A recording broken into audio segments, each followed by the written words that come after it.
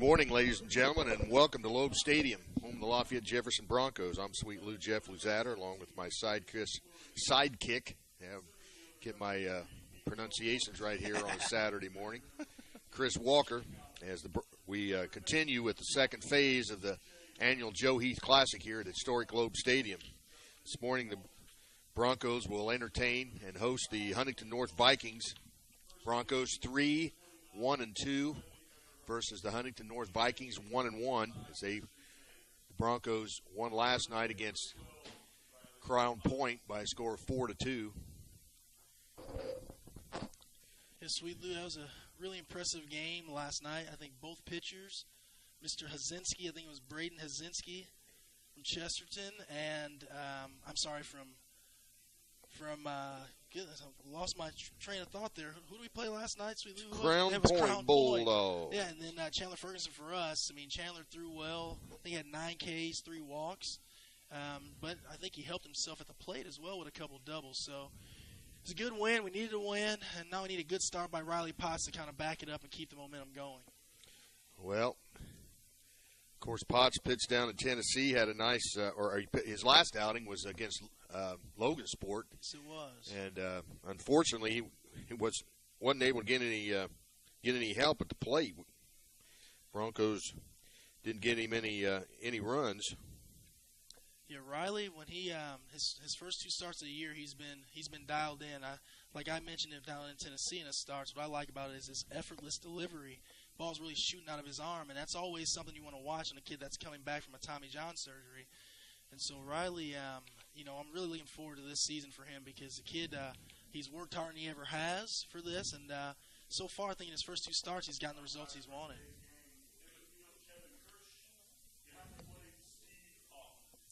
Well, we're just about ready to go here. Huntington in this tournament last year.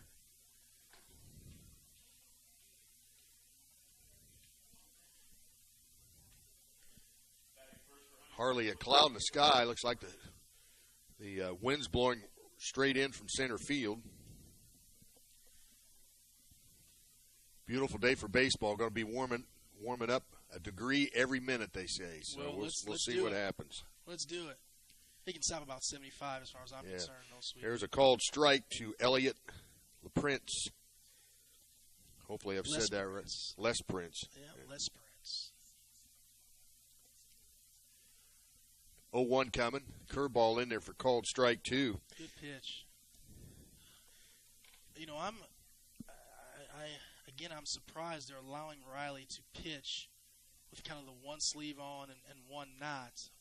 Ground ball to third baseman Preston. And that thing slowed down, and we got a real thick grass on the infield. What do you think? You're going to give him an error on that? Yeah, that's definitely an error. It's just a play that T.J. Preston will make 95% of the time. He came in on that and he just pulled his head up to make the throw a little bit too soon before he corralled the baseball. He'll learn from it and he'll make the next play. Well, that'll bring up the center fielder, Colin Landrum, batting left-handed. Field looks absolutely magnificent. There's throw to first. It does, Sweet Lou, but I'm telling you, it is a swimming. It's a little less than the swimming pool out there in the outfield. It is really wet out there. So those guys, I mean, we saw it a little bit yesterday. The guys have to understand, the outfielders have to understand the wind is blowing differently today. And, at Loeb Stadium it can change pitch by pitch. But you're going to have to make sure you have good footing and get good jumps out there as an outfielder. Stretching the pitch, and there's a bunt, and it is a good one. Nice play by Sanders, waiting just the last second to see if that ball is going to stay foul, and it did. I'll tell you what, you're right, Sweet Lou. It is a good play by Christian, but the other part of that is if he waits any longer, if that ball's fair, there's no chance he's going to throw out Colin Landrum on that play. He was getting down that line pretty quick. Umpire Steve Hoffman behind home plate. Kevin Kirsch is on the bases, the men in blue for this morning's game. Game 3 of the Joe Heath Classic will be at 3 o'clock as the Broncos will host Chesterton. Have we figured out why there's that much of a gap in between games yet, Sweet Lou? Well, there used to be 8 teams, and there was only 6. So a couple of them didn't want to come, I guess. I don't know. We have to talk to the AD, right? Assistant AD, but there used to be 8. Gotcha. Coach Radiker gives a politically correct answer. We got Coach Radiker running the show today. The head men's nice basketball play, coach. Nice down. play, TJ Preston. That a boy. Oh, he stayed with it and got him by a step. Nice play. That's what you love to see by TJ Preston. The first batter of the game, he makes an error on a routine play. The next opportunity he gets, Colin Landry, left-handed hitter, hits a hard ground ball down the third base line. TJ dives for it, gets up, makes a strong throw to first for the out. Very nice play there by TJ Preston.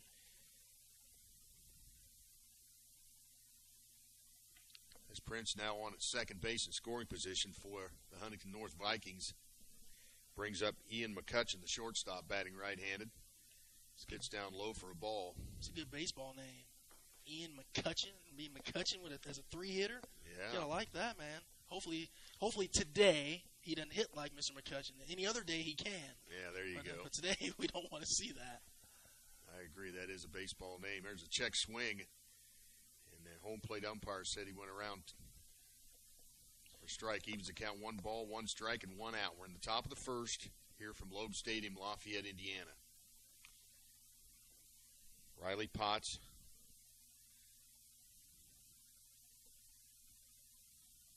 Stretches and pitches. Nice There's a swing. line drive right to the first baseman. Don't throw Eberhardt, that. he throws to second.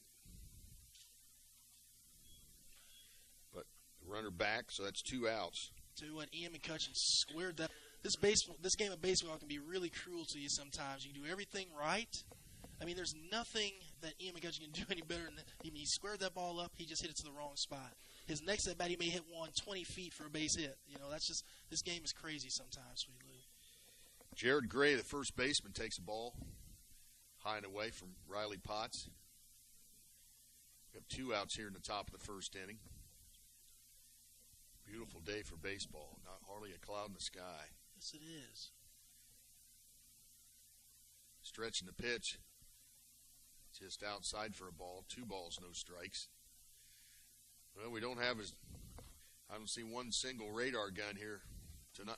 This morning, Chris, we had half a dozen maybe last night to see Chandler Ferguson. Yeah, you had more than that. You had probably 10 to 12 there watching him last night.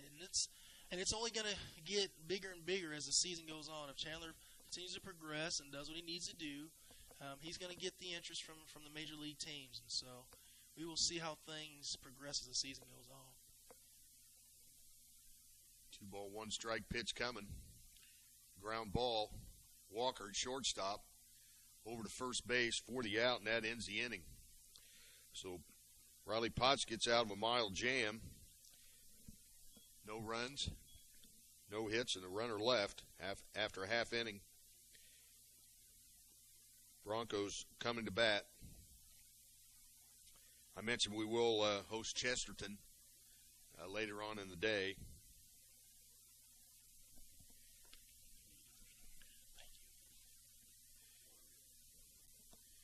And we do have we don't have any Major League Scouts in the house that I know of. But we do have kind of a special guest, head coach for the IU Hoosiers Chris in the Lamonis. house. Yeah, Coach Lamonis.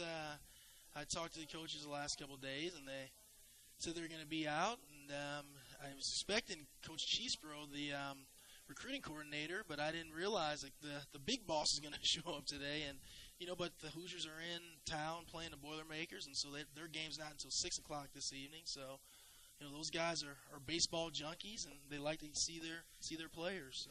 Well, I'm going to try and get over there. I know you're going to do some commentary for MTC Sports tomorrow for the Hoosiers at Purdue game, and weather's going to be absolutely gorgeous like it is today. Going to be a lot warmer. Going to be 72, and of course that facility over at Purdue is just outstanding. So it is. I'm going to try and get over there to see that game tomorrow. But yeah, it was nice the coach to, instead of sitting over there watching batting practice or sitting in his hotel over at Purdue, to come on over and watch some baseball here at Loeb Stadium and see his future shortstop. Well, I tell you, those guys, there's not much rest in their day. I mean, I think there's a lot of people that want to be college coaches, but I mean, their season is rough enough, but their off season, those guys are tireless recruiters, and that's another thing that Coach Wazakowski and the new Purdue staff has been doing. I mean, heck, he was, I think, 3 days after he's hired, I think the staff administration at Purdue were trying to get him to stick around to look for a place to live, and he said, "Hey, I got to go build a team," and he's out on the road, and so it is a busy, busy life to be a college coach. We'll see what the Broncos can do here in their half of the first inning.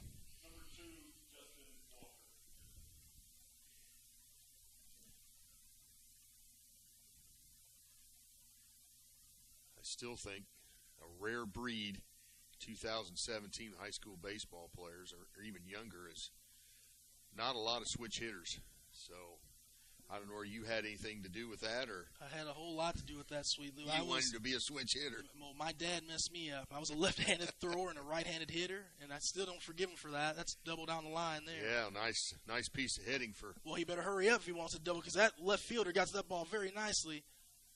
Hey, nice way to start the ball game. Justin Walker doubled down the left field line. See, Lou, I'll tell you the interesting thing about Justin. He is a really strange kid. And what I mean by that is Justin is probably left-handed. So he can only throw a football with his left hand. In basketball, he shoots left-handed. In soccer, his dominant foot is his left foot. The only thing he does right-handed really is throw a baseball. He can write with both hands. He writes most of the time with his right hand, but he can write with both hands. So he's like I said, he's a strange dude. In more ways than one, I'll tell you that. Yeah, he's a great kid, I'll tell you that. Oh, Jalen Williams, left fielder. Oh, you don't live with him. Well, that youngest one's probably getting some lessons from his older brother. Yeah, Jacob works hard. The problem is Jacob was just like I was. I mean, heck, I think 5'4", 135 pounds when I graduated high school, so I had to walk on the team at Purdue, then earn a scholarship. But man, I was tiny, and I think Jacob is kind of following my lead. I know we got a strike on Williams. There's a hit and run, and in to score the first run for the Broncos is Justin Walker. So a base hit to left field by Williams. RBI as Justin Walker comes in. The Broncos lead here in the bottom of the first, 1-0. Good piece of hitting there by JT. I think it's more of a run and hit. Justin had a straight steal on that play, and JT saw a pitch that he really liked. He got the bat on it. I don't know what happened right there. What happened? That's interesting because there was not a runner. Well, basically, what was happening was Justin. They were appealing if Justin touched third base. But the problem is Justin, when Justin jumped over the ball that JT hit, he actually landed on the base. Yep. And so what Huntington North did was appealed right after, and they threw the ball away, and it advanced JT Williams at second base. So that would have to go down as an error on the pitcher there to advance JT Williams to second base. The ball was live then. Yeah. It was. He's number 4. Number 4. Yeah, he keeps you guessing every game. There's not able to make the play. Wait a second. Oh, wait. Oh, wow. Okay, they said the shortstop. Listen, I'm not. Well, they're saying, the umpires are saying that the shortstop caught that ball. I don't think he did. He absolutely did not catch the ball. And I'm not going to get on the umpire too bad, but I think he thought that actually he trapped the ball, and then the umpire said he lost it on the exchange, which he really didn't. But Huntington North gets an out on that and almost turned it into a double play. Well, they did get it a double play because they threw back to second and forced out Williams. You're right. So it went down as a double play. So it's going to be a line out to the shortstop. So let's go back. You're going to give an error. We're going to give an error to the pitcher to advance Williams, JT. right? Mm-hmm. Okay. Then L6, and you got a 6-4 double play. Yeah.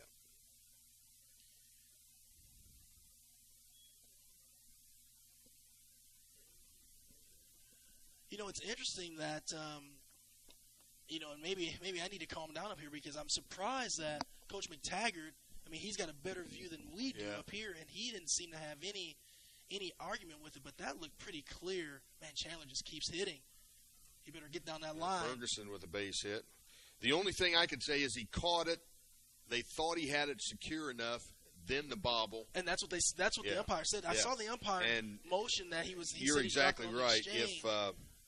If Coach McTaggart had any remote, that's right, that he didn't do that, he would have been out there. So I think the umpire made the right call. So we've got 2 outs, 1 run in. Look out there, Chandler. You're going to get picked off at first. It's either that or Coach McTaggart's showing some restraint during his tenure. He didn't want to get in any trouble. I go back a couple years to that sectional out at Kokomo when Coach McTaggart was thrown out. And I will tell you, I still think he got thrown out because of our fans that game. There's no doubt about it. Because he did not do anything to warrant him getting tossed out of that game. Well, there's a wild pitch. But I've like I said, being there watching it as a dad, and I will say I was pretty reserved that game. Normally I can be pretty rambunctious, but it was our fans were giving it to the home plate umpire, and the way that old Kokomo Stadium was set up, we're sitting like right on top of the umpire. Yep. So heck, as fans, we could almost see the plate better than he could. Yep. And I'm telling you, and I don't blame him. I think he finally got fed up. He just said, enough's enough. Coach, you're going to pay for your fans. Get out of here. Yep. Well, we got a walk to McCalmont, and we're going to have a pinch run no, to Potts. That was Potts. Potts? Okay. Yes. We got a courtesy runner, number 9, in for Potts as a courtesy runner, and that is Jones. Clay Jones running at first base. So McCalmont up to bat. Runners on first and second. There's 2 outs, 1 run in for Jeff. McCalmont playing right field for the Broncos. I think Nick did some really good things out in Tennessee. I'd like to see him get another start here, get rewarded for that. Yep. And he takes a strike. McCalmont, the number 6 batter in the batting order for the Broncos. Runners at first and second. Oh, nope, safe play. Mason Landrum there about threw it into center field. Or he did, but it wasn't far enough for the runner to advance. Nick McCalmont's got a 21-year-old Down syndrome brother that named Matt McCalmont who does some of the athletics at Jeff, and just a tremendous kid. And I'm really partial to him because I have a brother that's Down syndrome. That's my brother Jason is. What am I, 39? I think Jason's 33, and some of Matthew's mannerisms it's almost I can only be around him so long because he reminds me of my brother so much. He does things just like my brother does, and it's funny when my sister's around, she takes to Matthew really well as well. So it's really cool to see. Here's another wild pitch by Lander, moves up both runners.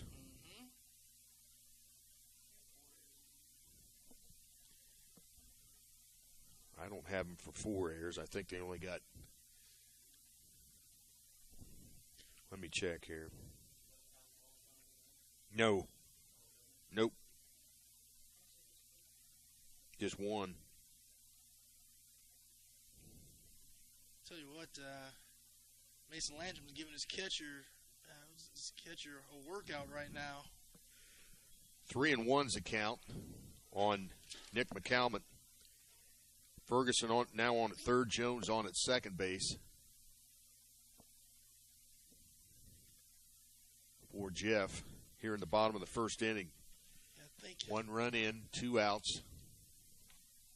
I think Gage Sandlin's going to go in the dugout after the inning and say, hey, Mason, start throwing in my chest, man. I'm going to be all bruised up if you don't. There's a pitch inside, ball 4, and McCalmont heads down to first base, and that'll load the bases up with Broncos. And that'll bring up the catcher, Christian Sanders.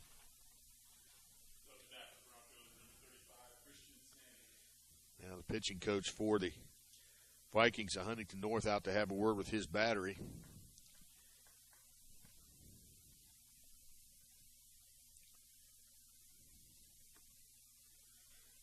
Well, it looks like the weather looks kind of favorable for next week. Of course, got that home and home with Kokomo. Those two games will be really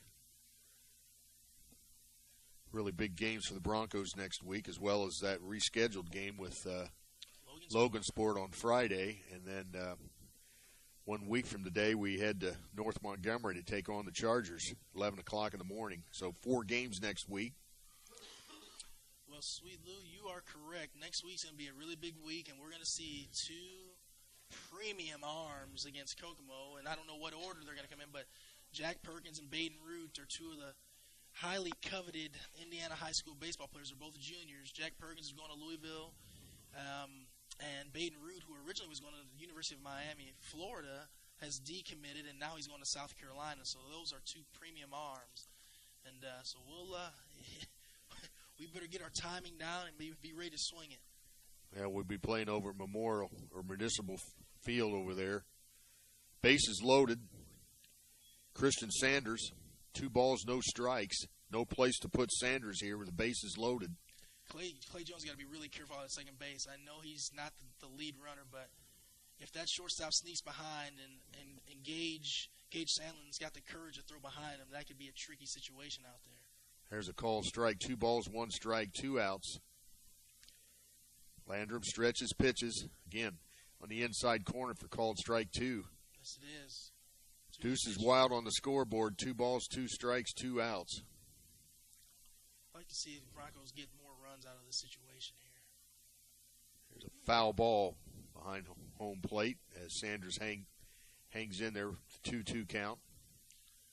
You know, talking about the shortstop trying to sneak behind Clay to get it out there, that's the difference between college and professional baseball and high school baseball. Whereas, you know, a college or a professional catcher would have that conviction to throw that ball down there. There's a fly ball down the left field line. It's out of play. You know, Christian's got that it's got a much longer swing, and so the approach that Mason Landrum is taking to him, trying to beat him inside, is the right approach. He just has to make sure he gets in there enough to where Christian can't catch it on the barrel. Count remains 2-2 with 2 outs. Here's the pitch. That's down low for a ball, and that runs the count full 3-2, and with 2 outs, I'm sure the runners are going to be moving here. They better be. Good at bat here by Christian Sanders. See if he can win this at bat. Landrum stretches, pitches, and that hits him. He gets hit by a pitch, and that forces in a run. So Ferguson scores. So we got Ferguson scoring, Jones now at third, McCalman at second. Sanders on being hit by a pitch, and it's 2-0 in favor of the Broncos over the Vikings of Huntington North.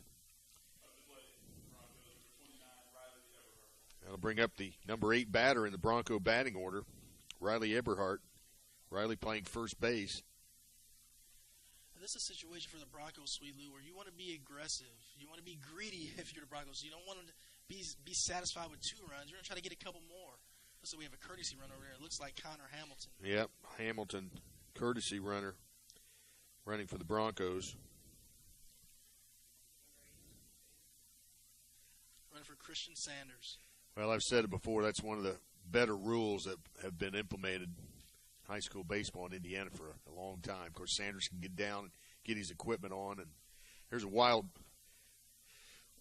I think it's a wild pitch. What do you think? That's a tough one. That's high and away. Yep. That's definitely a wild pitch. So that plagues another run for the Broncos. Jones comes in to score the 3rd run of the inning. And McCalman now on at third base. And Hamilton on at second.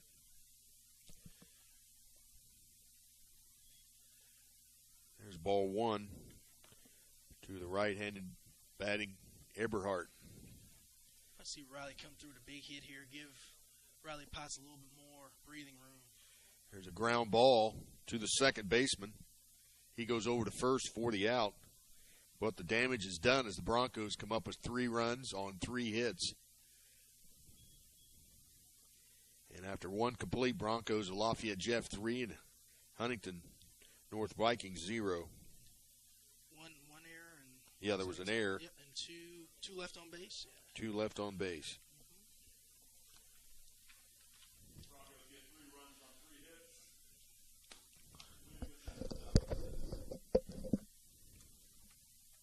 And we'll take a short audio break. You're watching Bronco Baseball here on the web.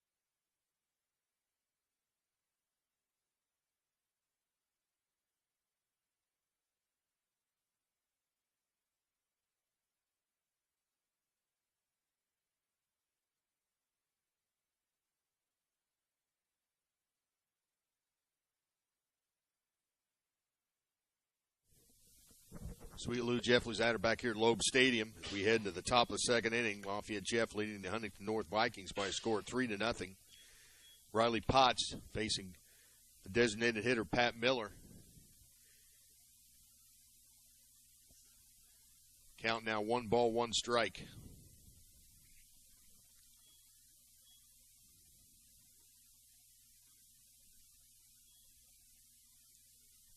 Potts winds and delivers. Ground ball to the second baseman, Bowman. Nice range. Nice play there by Clay Bowman for the first out here in the second inning. It's good to have him back. That is for sure. Very nice play. Clay Bowman ranges way in that kind of the 3-hole, fields it with his forehand, does a little pirouette, and throws over to first for the first out. Good play by Clay Bowman and what looked to be a base hit. Well, it brings up Logan Moreland. He takes a strike. Well, this is the second, really the third time I've seen Riley Potts pitch. And for this Tommy John surgery he went through, he just looked like he never had it. Yeah, he has looked really good, Sweet Lou. I mean, and I guess the day after he throws, he's usually pretty tender. But then by the day after that, he's kind of back to normal. And I think that's just kind of the usual soreness a pitcher goes through, and you have to work through that. But he has looked really good in his first 2.5 starts so far. 2 balls, 1 strike on Moreland.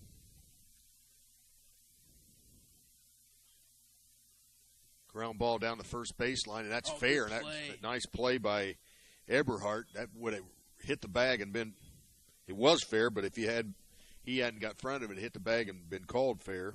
Absolutely correct, Lou. Riley made a good decision on – I think originally he was trying to wait and see if the ball was going to go foul, but he saw it was staying pretty true, so he jumped in front of the base to field it before it got to the base. So good play by Eberhardt. Now brings up the third baseman, Zach Doherty. And he takes a called strike, batting right-handed. Riley is really pumping the corners. I like this. Good pitch. Curveball in there for a called strike. Great pitch. I think Riley likes pitching when IU's here because he threw a game this summer for us, for our travel team, and he was pretty nasty when IU was there. There's good morning, good afternoon, and good night to Doherty as he goes down swinging with 3 pitches to him. And we're headed to the bottom of the second inning. Broncos have a 3-0 lead.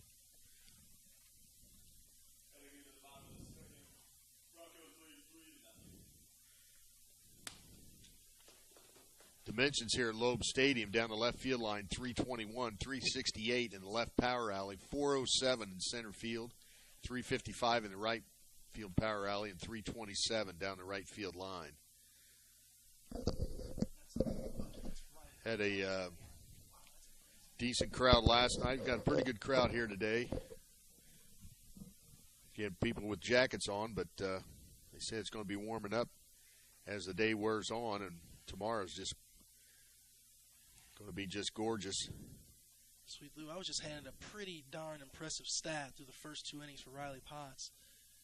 Appears he's thrown 23 pitches, and of those 23 pitches, only 5 of them have been balls. Wow. That and I'm telling you, that is the great separator for Riley Potts. I mean, pre-Tommy John surgery, I think Riley's biggest problem was some of his command, right? And could he throw enough strikes? And like I said, I mean, he is. You know, I talked about it a little bit when we were down in Tennessee. It's the Tommy John surgery anymore for baseball players. It's not the death knell of a baseball player like it used to be. It's not thought of that anymore in baseball. If you're a pitcher, it's all about the labrum. If you have a labrum injury, that's when you got to watch out. Those are scary.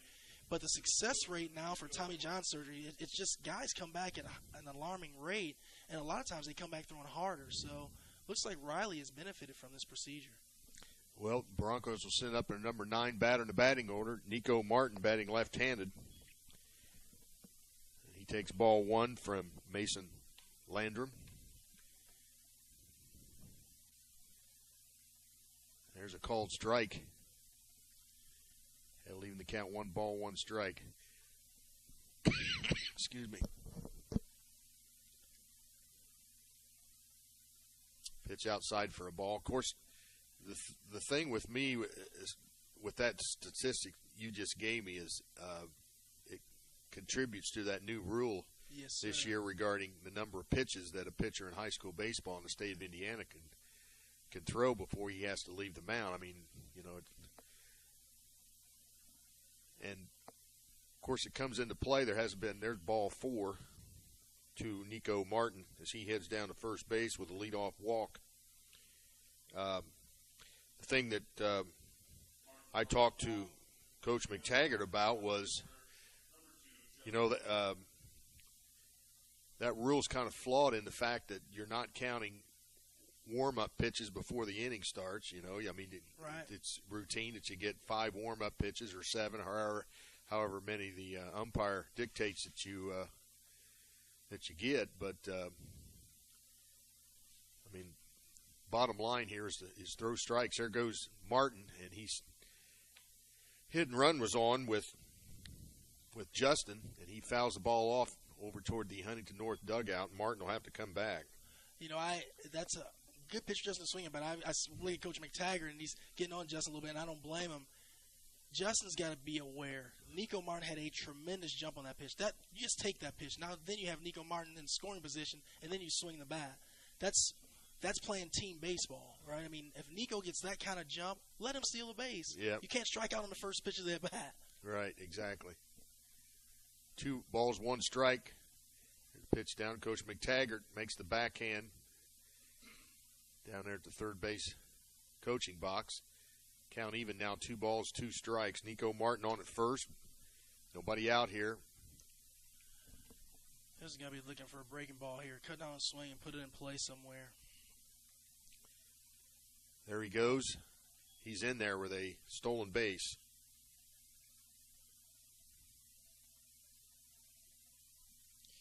So Nico Martin in scoring position. Count runs full 3-2 on Justin Walker. That's outside ball 4.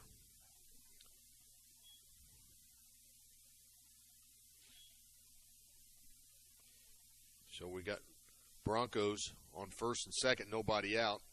Here comes the head coach. It's a quick hook.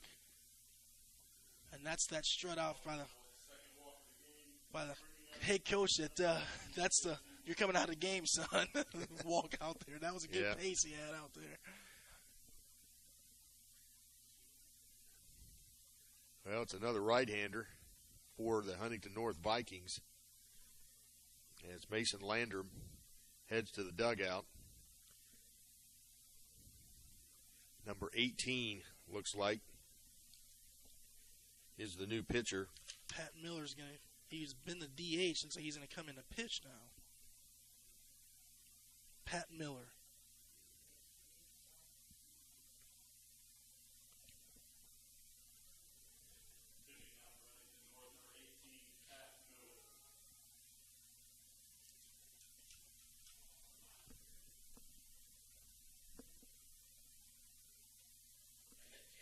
Okay, we'll take a short audio break here and be right back. You're watching Bronco Baseball.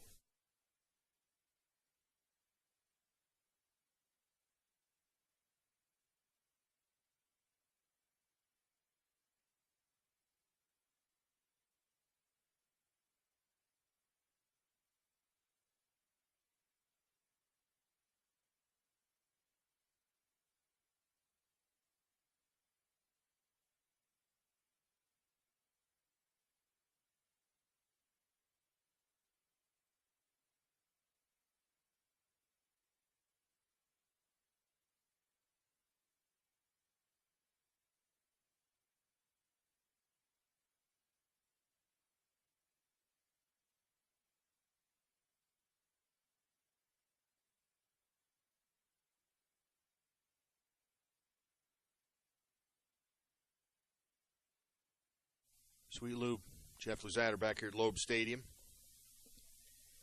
Sweet Lou was just commenting. We're gonna have to be in our best behavior now with Officer Mark Roberts in the press box. We may have to get him out of the press box. You know, it's been fun talking about him, but now we got to watch it.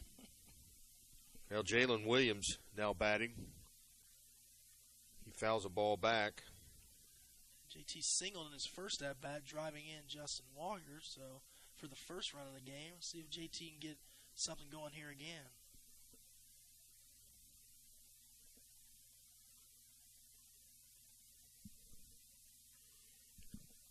There's a foul ball.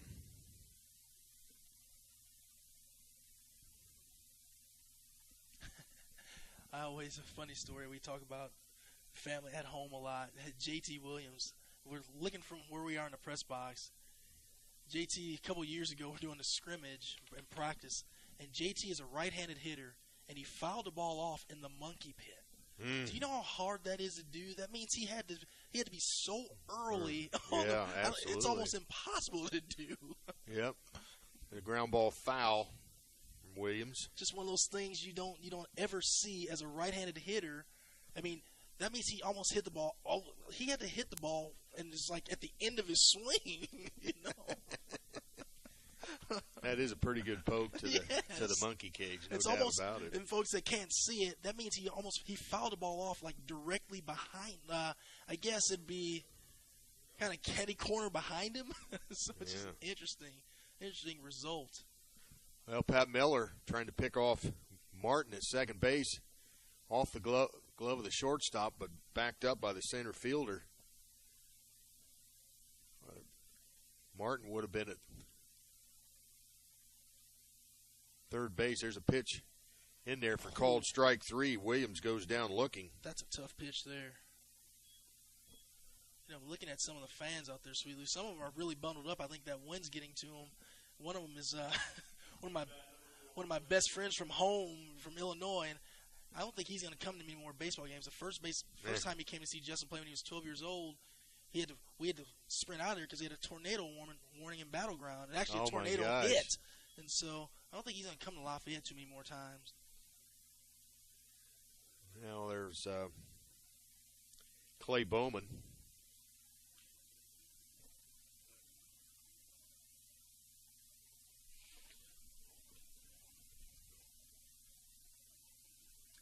Oh, see, they didn't address it before the game. We should have gone down to tell the coach, but this may be. I think there's supposed to be a penalty. It may be an out or something. I don't know if they let it go here, but Clay Bowman is. I mean, he was listed in the original lineup as number 25, and it's actually number 4. So this could be a. I don't know how you do that. Just give him a batting out of order and award an out, or. I mean, if you want to be a stickler as the opposing coach, you can do that, but that usually doesn't do good for relations going forward. Yeah. Look at. I think coach is trying to be a stickler, and so I think the umpire said, "Hey, it's early season. We'll let it slide." But I think Coach McTaggart's gonna, and you know what? I'm gonna take some responsibility for that as well, because I probably should have gone down and told Coach McTaggart that, hey, we got a situation with the numbers, so we're gonna make sure we get that fixed before every game, Sweet Lou. Well, that's initial responsibility goes back to to Coach McTaggart. I know that. There's a pitch outside. It's now 2 balls, no strikes. Martin on it, second. Walker on it, first base. 1 out. We're in the bottom of the second inning. Broncos of Lafayette Jeff leading 3-0. There's a ground ball to the shortstop. He goes to second for 1 over to first base. He is safe. So Martin moves over to third base on the fielder's choice. Walker is forced out at second. And Bowman at first base. So there's 2 outs now. Runners on the corners. Brings up Chandler Ferguson. Chandler is smoking hot right now at the plate, Sweet Lou. He goes the other way and hits one down the right field line. That's going to score Martin with a 4th run. Headed over to third base is Bowman. First pitch swinging is Ferguson, and you're right, Chris. He is on fire. You know, it's one of those things where, and I don't want people to take it the wrong way that I'm knocking Chandler, but a lot of that was just a really good piece of hitting. But we saw down in Tennessee, I mean, Chandler, I think Justin got a lot of accolades on the Tennessee trip because he had the extra base hits, but I think Chandler still probably had a hit more. I think he had 8 hits down there where Justin had 7. Yeah, he had one game where he was 3 for 3. Yeah, but Chandler, what I'm saying about Chandler is sometimes it looks so ugly in there, but the result is he's so long and lanky that he's able to keep that bat through the zone a long time, and he usually squares the ball up. He barrels it up. There's Riley Potts up, and there's a wild pitch, and in the score comes Bowman. Head down to second is Ferguson.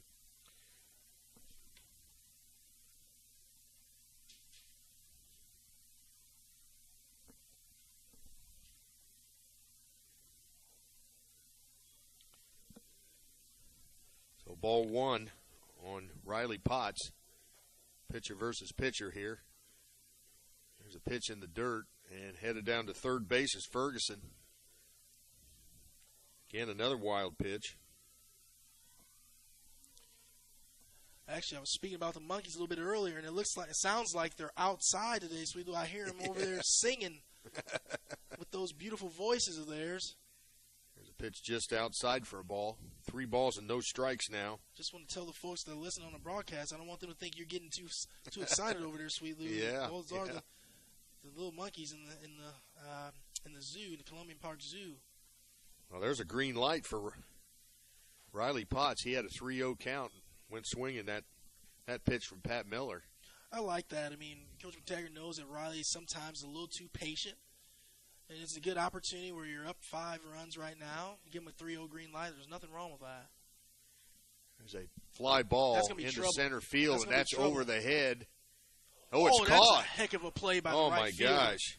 Doherty gets under that one in right center field and makes the play. Heck of a play by the right fielder. But the Broncos come up with a couple of runs.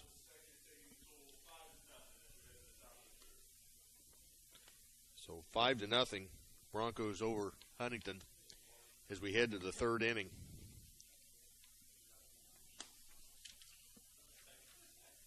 Five runs, 3 hits, 1 error for Lafayette Jefferson. No runs, no hits, and 1 error for the Huntington North Vikings. Of course, Huntington North now in another conference up near Fort Wayne. They were a longtime member of the North Central Conference.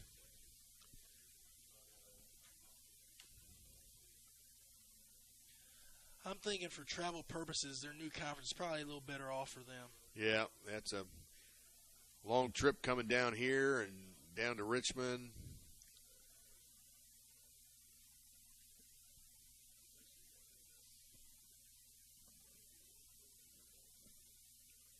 Again, our next game will be at 3 o'clock as the Broncos will host Chesterton.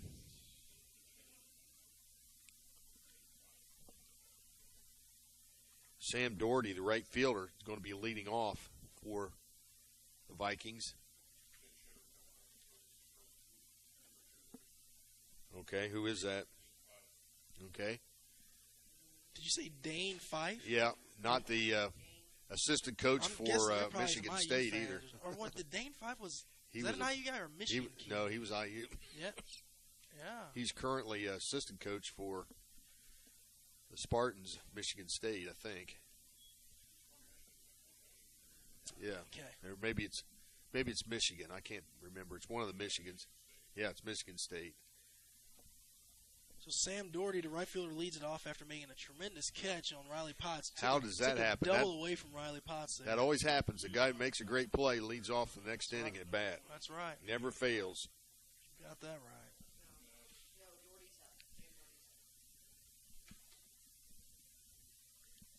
Doherty, the right fielder, takes a pitch on the outside corner for a called strike. Broncos leading 5-0 as we head into the top of the third inning here from Loeb Stadium. Good pitch. Curveball nips the outside corner for called strike 2. Doherty now in a hole 0-2, batting left-handed. There's a swing and a miss. Gas. I tell you what, Sweet Lou, man, Riley Potts. I mean, I know I've said it in his first. Well, I said it a lot during his first start. It wasn't there for his second start, but man, this kid looks really, really good. Yep. Yeah, that brings up pinch hitter Dane Fife now batting.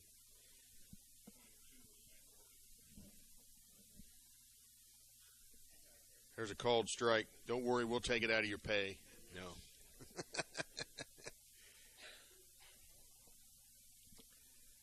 0-1 the count. There's a swing and a miss. Great pitch. That breaking ball moved right away from the barrel as Fife was swinging the bat there. No balls, 2 strikes. And Riley getting ahead of the hitters. Wonder what kind of jump shot Dane Fife has. Oh, curveball just on the inside. Better not be too good because Coach Radiker was up here, may recruit him. May get him over to Lafayette Jeff. Yeah. Christian Sanders really wanted that one. That was just inside. 1-2. Swung on and missed. And another strikeout for Riley Potts. He is dialed in, Sweet Lou. He is really dialed in.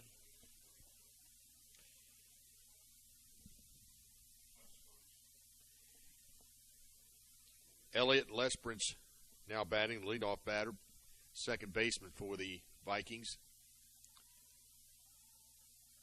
And he led off the game with that kind of swinging bunt over to T.J. Preston. Yeah. T.J. pulled his head up a little bit on, but then T.J. followed it up with the next play, making a tremendous diving play, taking a double away from Colin Landrum.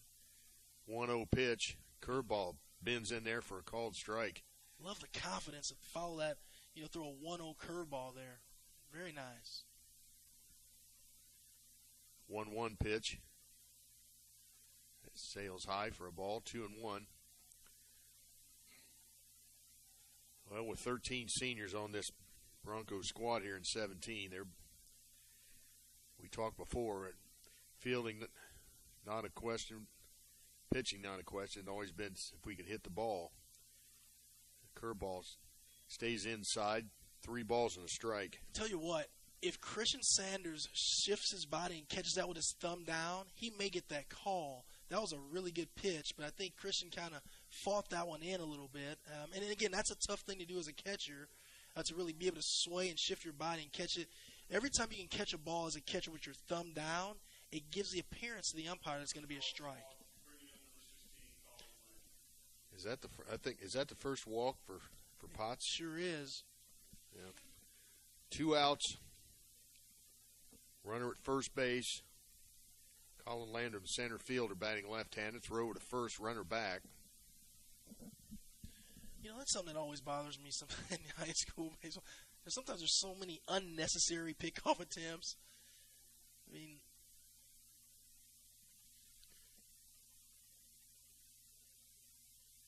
pitch outside for a ball.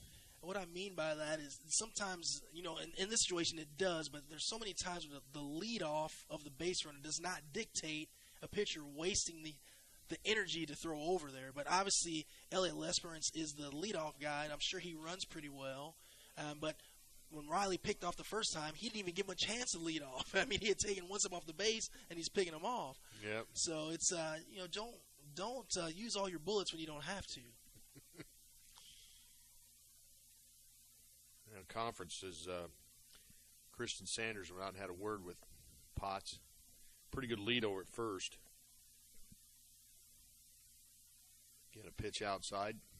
You know what, Sweet Lou? I just saw my sweet baby girl come in the stands, and yes, that is my favorite child. Yes, I did say that. Yeah. Once you have two boys first and you get your daughter, yes, I do play favorites. So 2 balls, no strikes. And that's down low for a ball, and it's 3-0. So yeah, I may be singing a different tune in about 10 years. Well, actually, probably for Gianna, probably be 5 years. So considering she's 10 going on 20 anyway. Yeah. Well, Riley with a 3-0 count. That's down low, ball 4. So consecutive walks there. Mr. Potts is having a little problem finding the strike zone, and Coach McTaggart aware of that, and he heads out to the mound to have a word with him. You know, this is good. I like to see this because this was the other kind of taboo thing for Riley Potts was the body language. You know, you walk a guy, and now you've walked consecutive guys after not having walked a guy at all in the entirety of this game, and you can see the kind of slumped shoulders, kind of moping around the pitcher's area, pitcher circle. That's what you don't want to see. You want to be able to pitch through adversity. At the end of the day, you have a 5-run lead. You still have 2 outs. I mean, yes, there's runners on first and second, but you know, you make one good pitch here, you can be out of the inning. Now, the flip side of that is you have Ian McCutcheon up right now, who had a really good at-bat, his first at-bat, but it wasn't a good result for him. He had absolutely smoked a ball that Riley Eberhardt caught. Either Riley Eberhardt was going to catch it or was going to probably go through his chest. Right. So we'll see what Ian McCutcheon can do at his second time facing Riley Potts here. McCutcheon, shortstop, right-handed batter. 2 outs, runners on first and second for Huntington. Potts comes set. Here's the pitch, and that's a wild one. That's in the dirt, and both runners are going to move up.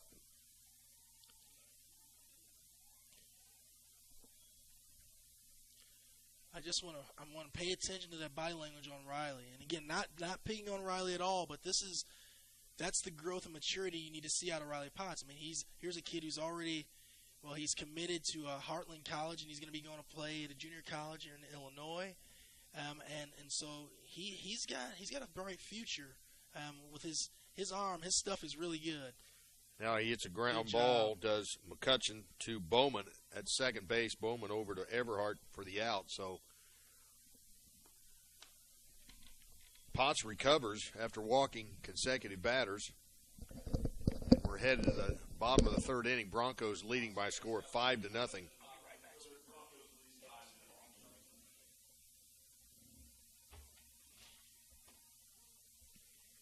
We'll take a short audio break. You're watching Bronco Baseball.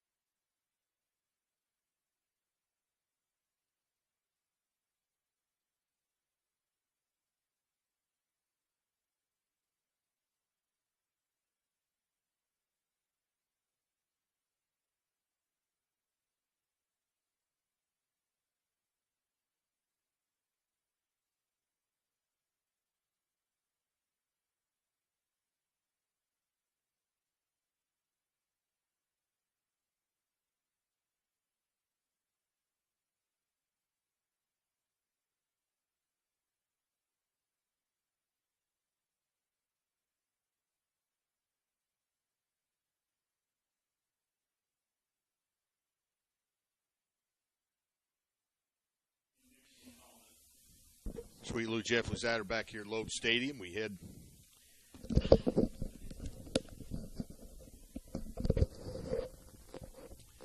has Nick McCalman, the right fielder, ready to face Pat Miller.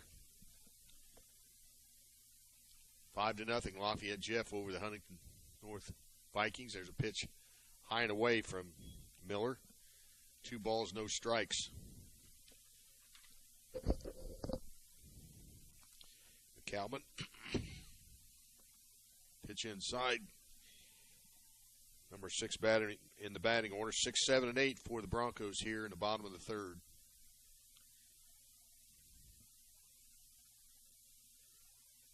Pitch in there for a called strike from Potts. Excuse me, from Pat Miller. Getting confused with the red. That's the same red Broncos had last night. Yes, it is. There's a swing and a miss from McCalmont. Count now full, 3-2. Miller winds and delivers. Just outside and low for a ball. That's pretty ball good spot. 4. Pretty good spot by Patrick Miller there. I mean, just missed. That's a very disciplined approach by Nick McCalmont. Brings up Christian Sanders, the catcher for the Broncos. Again, one of 13 seniors on the 17 campaign.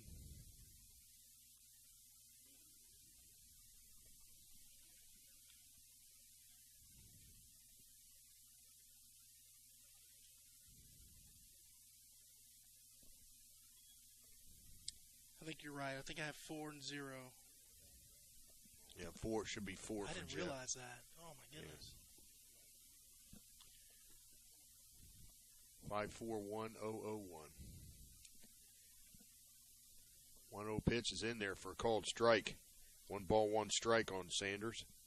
Sweet Lou, are you a broadcaster that believes in that jinx? I'm not going to say what jinx because you know what I'm talking about. Yes, do you believe in that? Yeah, I haven't said anything. Well, I'm going to leave it alone then. Pitch just inside for a ball.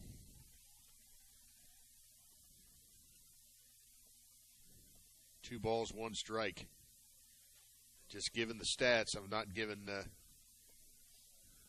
truth, I guess you might say. Pitch inside, 3-1 now. Tell you what, man, you got to love the Lafayette Jefferson basketball program represented well with the Bakers here. We got Coach Radiker representing the men's team. Yeah. The Bakers representing the women's team. And pitch inside, and that's ball 4. The catcher, 5, goes ahead and throws to second, but it was ball 4 on Sanders. That puts runners at first and second.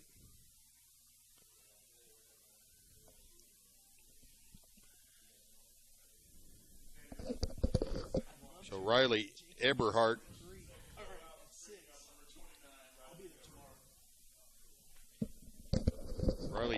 first baseman. Well, we've got a it's like Connor Hamilton over Courtesy running again. Yeah. Courtesy runner. Runners on first and second. Nobody out. Ball 1 to Riley Eberhardt, the first baseman for Jeff. Sweet Lou, I'm keeping a close eye on the McCutcheon-Chesterton game going over there because one of my former kids that I coach and really good friends of the family, Jackson Smeltz, is throwing today for the first time in a long time. And that is a premier arm that you'd like to see healthy. If you're a baseball fan, I don't care if you're a Jeff fan, a McCutcheon fan, I want to see Jackson pitch and be able to pitch healthy. And I'm excited to talk to his dad after this game to see how things are going. Yeah, of course, he's formally signed with Oklahoma State, correct? Correct. Absolutely. And that's after his freshman year. Yeah. 2 balls, no strikes. There's a ground ball foul over in front of the Huntington North dugout. Yeah, that poor kid threw 0 innings as a sophomore at McCutcheon. And part of the reason is, if you remember how bad the weather was when we played that Cathedral game last year, they practiced outside that day, and Jackson was hurt that day, and he never threw an inning in high school. Throw back by Miller. McCalmont back safely at second.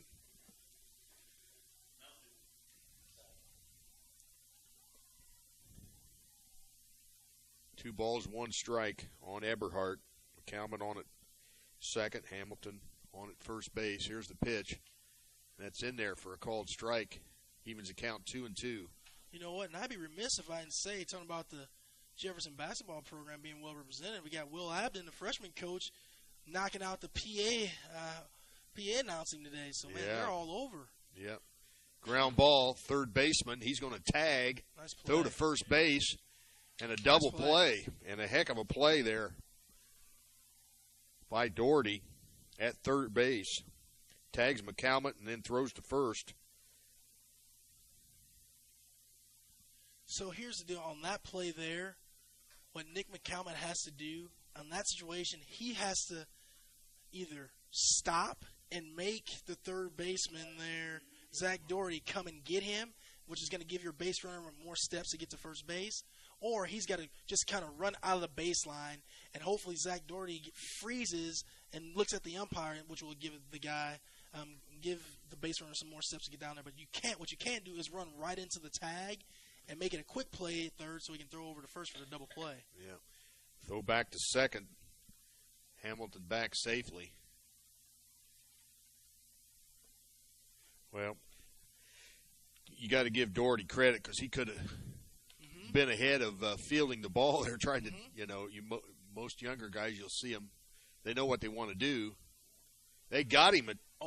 Hamilton gets tagged out at second base. He's picked off by Pat Miller, and that's going to end the inning. I think that's one of those where that's a product of Connor making the other plays a little too close. The umpire said, you know what, Connor, your luck's running out. You're picked off. Yep. I'm not sure if he was out there, but it's bang-bang, so you can't really argue it. Yep, so that ends the inning, and we played 3 complete here from historic Loeb Stadium in Lafayette, Indiana. Sweet Lou, Jeff Luzader. With the score, Lafayette Jeff 5 and Huntington North 0. 5 runs, 4 hits, 1 error for Jeff. No runs, no hits, and 1 error for Huntington. You can send me an email at Lafayette Jeff Broncos, Lafayette Jeff Broncos at mail, mail.com. Lafayette Jeff Broncos at mail.com. Let me know where you're listening from.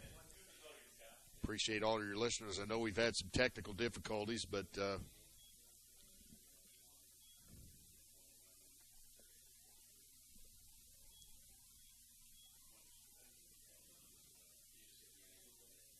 Riley Potts still on the mound for the Broncos. Huntington North will be headed of the plate 4, 5, and 6 hitters here in the top of the 4th inning.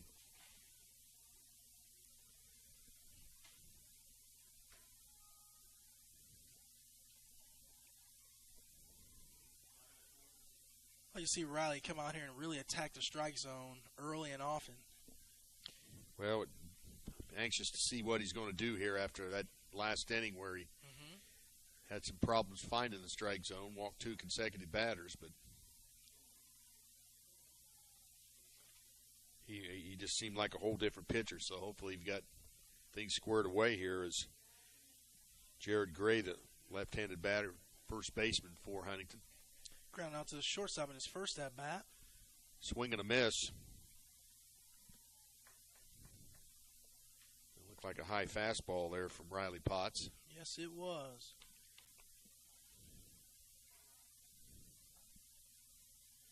There's a curveball, stays outside. Evens the count, 1 ball, 1 strike. Not a bad pitch there by Riley, trying to backdoor curveball and just missed, just came around the plate a little bit, but really good pitch there by Potts. 1-1 pitch coming. Here it is. Again, a fastball high and away. Swung on and missed by Gray. 1 ball, 2 strikes. Really spotting up well. Again, a curveball outside. Evens the count 2-2.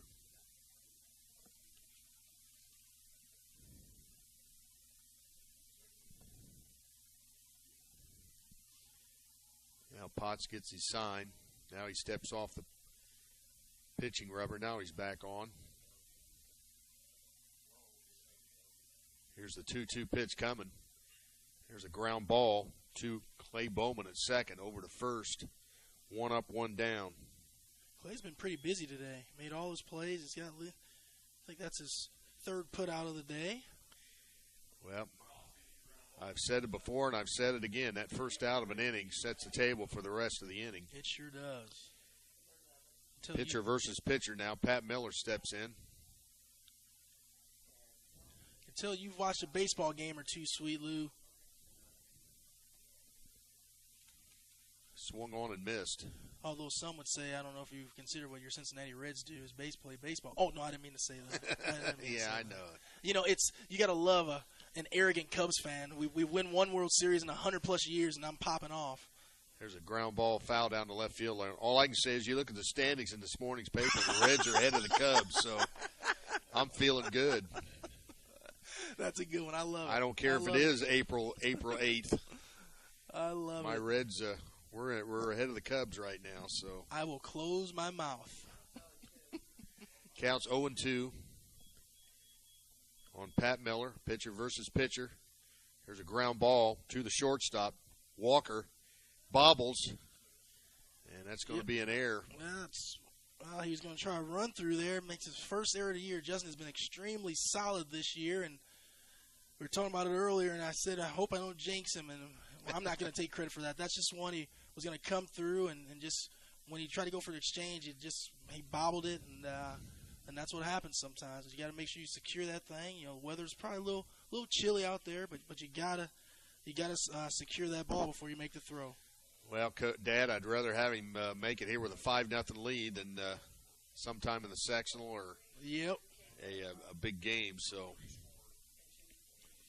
1 ball, no strikes on Logan Moreland. Short lead at first by Miller. There's a check swing. This one you like to see the next ball hit right back to him. Kind of get back on the saddle, make the play, get the 6-4-3 double play, and get out of the inning. 2 balls, no strikes now. Again, a short lead at first by Miller. Potts needs a strike here. There's a foul ball, check swing.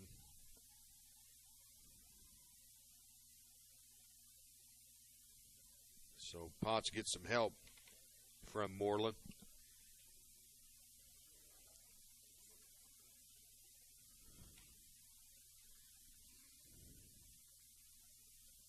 Potts gets his sign, 2-1 pitch coming. Swung on and missed. Delayed steal, and he's in there. So Miller gets a stolen base as he kind of waited until Sanders cocked and got ready to throw back to Potts, and he took off. I don't know if that was an intentional delayed steal, but either way, it worked out really nicely because it kind of froze Sanders, and Justin, the shortstop, was late getting to the bag, but Christian threw a one-hop bullet right on the base, and Jarrett Gray was able to slide in. Actually, I'm sorry, Patrick Miller was able to slide right in there safe. 2 balls, 2 strikes, 1 out, runner at second.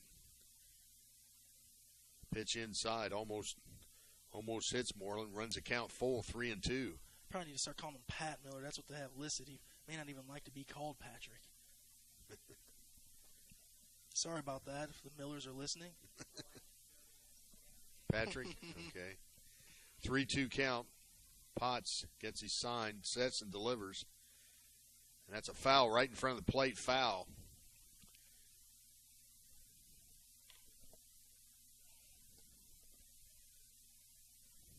So Miller back to second base as we'll do the 3-2 count again.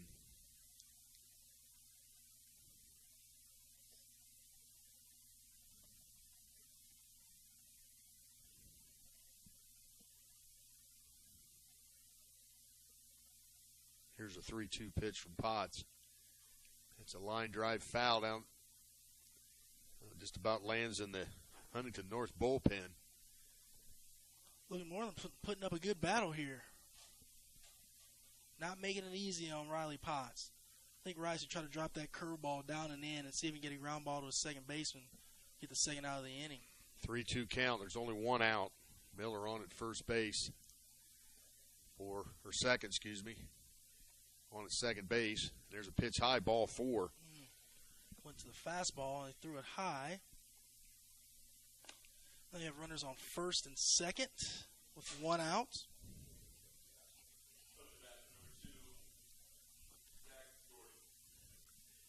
So, third baseman Zach Doherty steps in the batter's box. Runners on first and second for Huntington. Still no action in the Bronco bullpen, and there's that fastball up. And Doherty goes after it, swings and misses.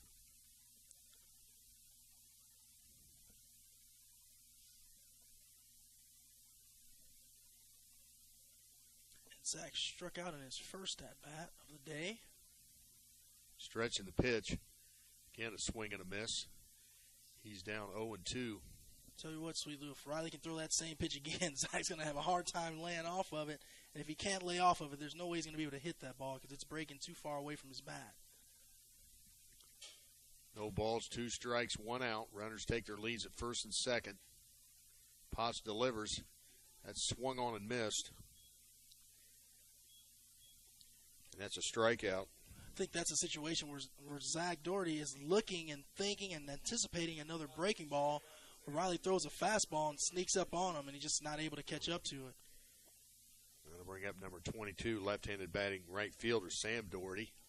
And do we find out, are they brothers? Yes. Oh, they are brothers. That's kind of cool. Swung on and missed. Well, I was very fortunate back in my heyday. The battery for the Dunkirk Speed Cats was Sweet Lou Jeff Luzader on the mound, and catcher was Tim Luzader, so he was a year younger than me. So 3 years I threw to my brother. That's really cool, Sweet Lou. What did you say the name of your team was? The Dunkirk Speed Cats. Where is that?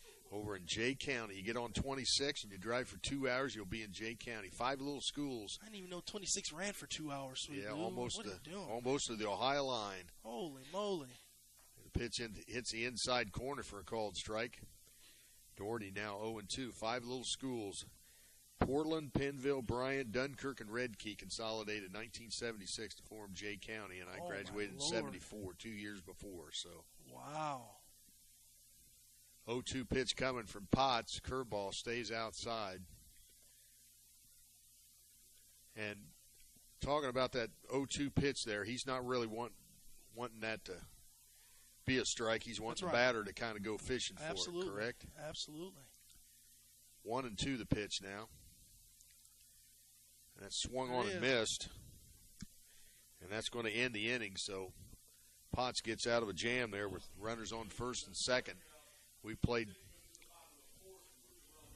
3 full.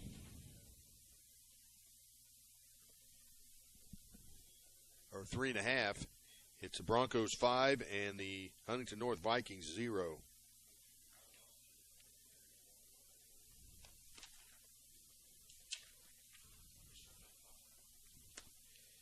And let's see here.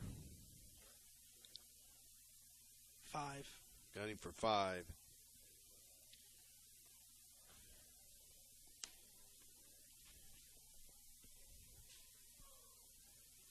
And he's walked 3.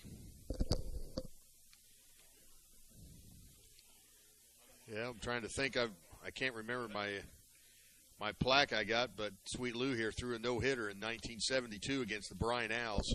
Still got the baseball at home, and that's a pretty cool thing for me. And you were a southpaw, weren't you? Yep, from the left side? left-handed. Yep, that's how we got the sort of the Sweet Lou name. Going to Art Gaines baseball camp in 1973. Tried out for the Reds and the Phillies, and the guy couldn't remember Luzader, but he said, you got a nice, sweet left-handed swing. He was going to call me Sweet Lou for the camp, and that's the name just stuck. Nice. Well, this is a new pitcher here. That's the same one. I'm same sorry, one. still Pat Miller. I'm sorry. Still Miller, number 18. Yep. And the Broncos will send up Nico Martin, which is the number 9 batter in the batting order. So it's 9-1-2 for Jeff here in the bottom of the 4th.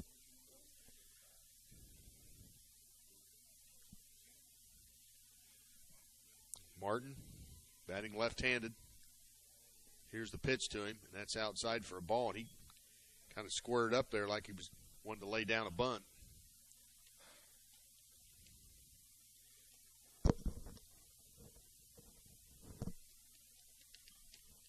That's going to be chopper to the shortstop. Nice play. Over to first for the out. Nice play.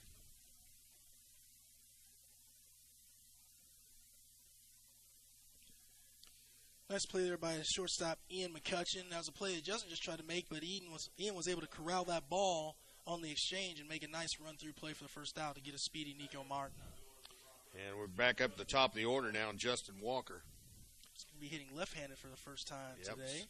Switch hitting Justin Walker. Takes a pitch up high for a ball. Of course, a bugaboo of mine, if you want to be called a baseball player, there's one thing. I mean, everybody tries to hit, but there's really no excuse for not being able to bunt. Very true. I don't know where it's psychological, Chris, but they just some guys just do not like to bunt. Oh, that was think it's close. Yeah, he called that a strike. 2 balls, 1 strike. Wow. To Justin Walker, wind up in the pitch, and that's in there for called strike 2. I think he's going further and further out. Justin's going to have to protect the plate because those pitches aren't that close. But if I'm the pitcher, I'm going right back out there. There's a foul ball right back to the screen. I don't know where it's just kind of like a psychological thing that it's not the hip thing to do to bunt, but it's so important. On the outside corner for called strike 3, and Justin caught looking. You know, and I'm going to tell you, and I'm not going to defend him. I'm trying not to defend him, but here's the deal. None of those 3 pitches were strikes. But again, if you get the first 2 called on you, you got to swing at the third one. Yep. Right? I mean, close. You don't leave it in the hands of the umpire. I don't care if you think you know the strike zone. If the umpire's calling it, you got to swing the bat. First pitch swinging a fly ball, and that's going to drop in there for a base hit for Williams. And that's now the 5th hit for the Broncos. A 2-out single to right field off the bat of Jalen Williams. His second hit of the day.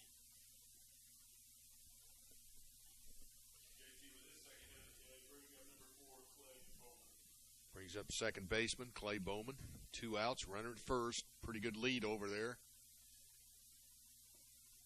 Pitch on the outside corner for a called strike. And Clay just got one he didn't like. I think the home plate umpire is opening up the zone a little bit right now. One ball, or that was a strike. The ball throw down to second, and that's a stolen base for Williams.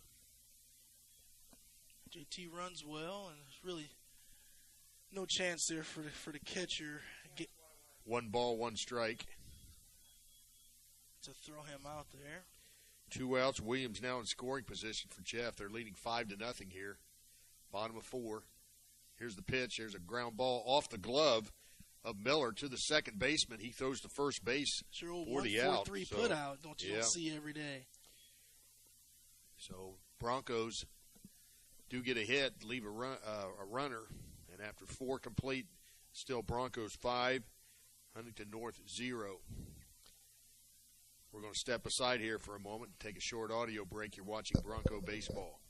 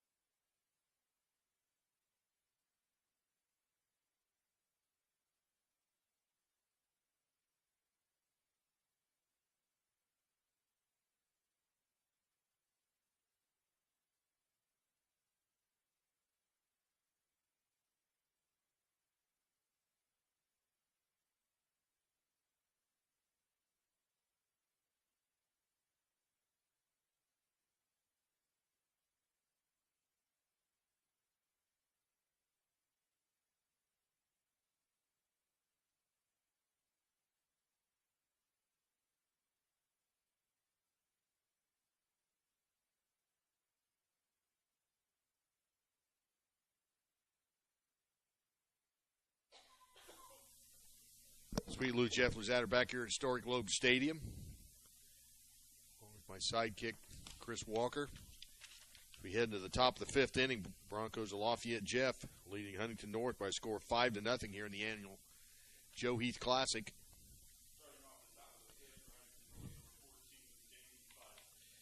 Riley Potts, the starter, still on the hill for Jeff. Dane Fife, the catcher, steps to the batter's box. There's a pitch down low for a ball. 8-9-1 here for Huntington North.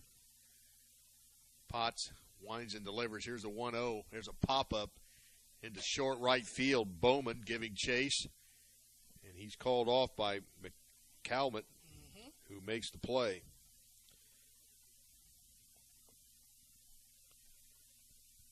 You gotta love that. 2 pitches, 1 out. It's a good start there by Potts to the inning. Well, communication very, very important. Still got a good breeze out there. The flag blowing straight in from center field. Brings up Elliott. And Sweet Lou, Lesperds. I want to go back to you. I wasn't ignoring you on your point you were making the half inning before about you just don't see guys bunting anymore. And you hit the nail on the head. It's, you know, when you turn on Sports Center, you don't see the major leaguers getting pressed because they bunted, right? Everyone was trying to hit the long ball. Yep. And so it's just one of the lost starts of the game, and you don't see it as much. And, you know, it's one of those things where, I mean, I talk to my son about it all the time. I mean, you're a left-handed hitter with speed. You should never go into a slump. My thing is, if you go 5 at-bats out a hit, lay down a bunt. Yep, you go. That's an instant slump getter-outer, I call it. Yep. You lay down a bunt, you can run. Yep. I mean, it changes everything. Great point. 2 balls, 1 strike. Lesperance hits a ground ball to Everhart at first base. Riley makes a nice play. 2 up, 2 down here in the 5th. But it goes right back to my point is, I mean, these kids think they're too macho. You know, that's not cool. It's just like you see it in basketball. I mean, why learn the mid-range game when you can shoot threes, right? Everyone, you know, Steph Curry gets all the praise now, but these kids don't understand. Steph Curry is extremely unique, right? There's not a lot of Steph Currys out there. No, there sure isn't. You're exactly right. Pitch inside to the center fielder, Colin Landrum. 0 for 1 on the day.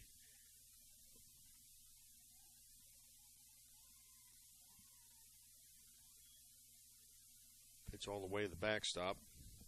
You know, I used to like watching the old Detroit Pistons, and I'm a Chicago kid. I was born and raised a Bulls fan, but a guy like a Rip Hamilton, the mid-range, he's running off all kinds of screens, hitting the mid-range jumpers. You just don't see that all that much anymore. Yep. Swung on and missed. 1 ball, or 2 balls and 1 strike. 2 outs, bases empty here in the 5th.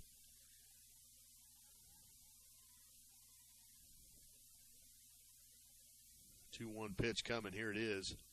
That's a ground ball over in front of the Bronco dugout. Well, you know that bunt, you can bunt for hits, and you can sacrifice, and that I think is so important to get runners in scoring position. I mean, you don't get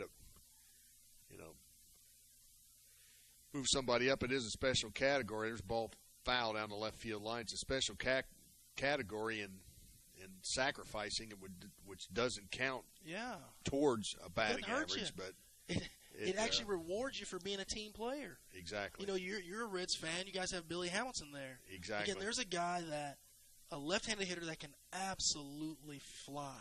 Yep. So I mean, if he's not an expert at laying down a drag bunt, then that's his fault, right? He should be able to stay in the league forever because of that. Fly ball into left field off the bat of Landrum.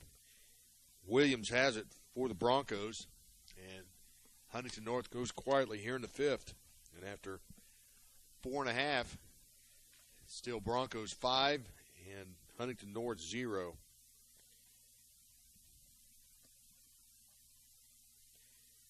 Well, I'm a Billy Hamilton fan. I just, and of course last year he was kind of disappointing. He didn't produce as well as he should have. Well, looks like we got a new pitcher.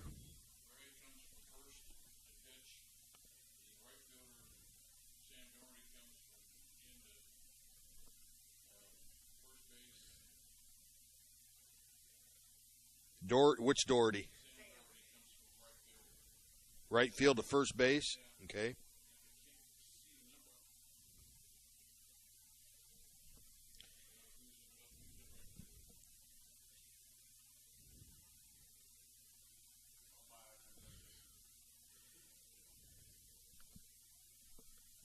Number 1, Moreland's in right field now.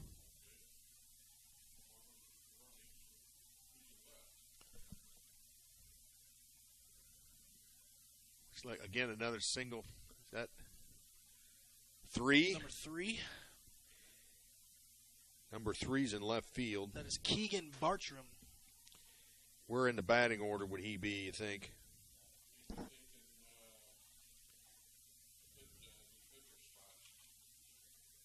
Yeah, but you didn't. You mean the DH, Pat Miller, or so he's gonna hit in the 5 hole? Yeah. Okay, so right. who? So number 5 is now in left field. Yes. Okay, so we got number 5. Okay, so number 5 is now in left field.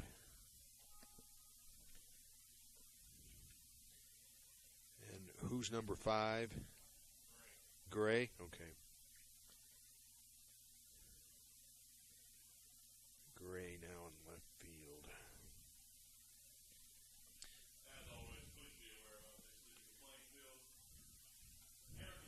Well, Gray's pitching, right? Okay. Chandler Ferguson swinging an extremely hot bat. Comes in this at bat already 2 for 2. So we've got a new pitcher for Huntington. That's Jared Gray. Now batting for the Broncos is Chandler Ferguson. He's in a hole, no balls and 2 strikes. A right-hander swung on and missed. And 3 pitches there, and Ferguson strikes out swinging for the first out here in the 5th inning. 5-0, Lafayette Jeff on top of Huntington North in the annual Joe Heath Classic. Brings up the pitcher, Riley Potts. Gray, a right-hander, facing a right-handed batter, and his counterpart, and a check swing and a called strike to Potts.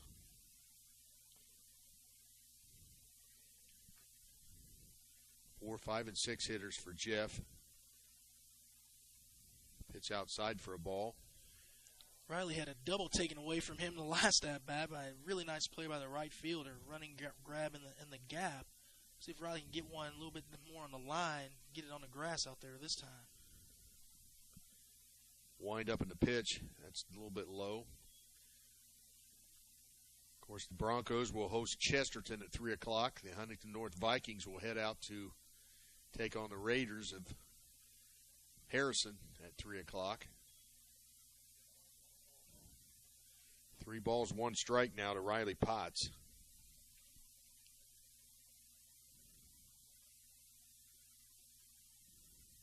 Here comes a 3-1. That's down low for a ball. He takes his base. Wow. 1 out walk here. I think he's called worse pitches than that today a strike. I'm surprised that was not called a strike. So Potts down at first base with a 1 out walk. That'll bring up the right fielder, Nick 9. McCallum.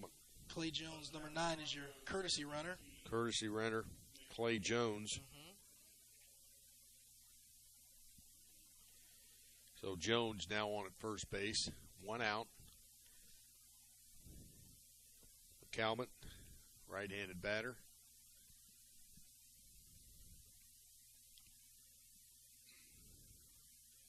Good lead over at first. There's a called strike through the heart of the plate. Good pitch.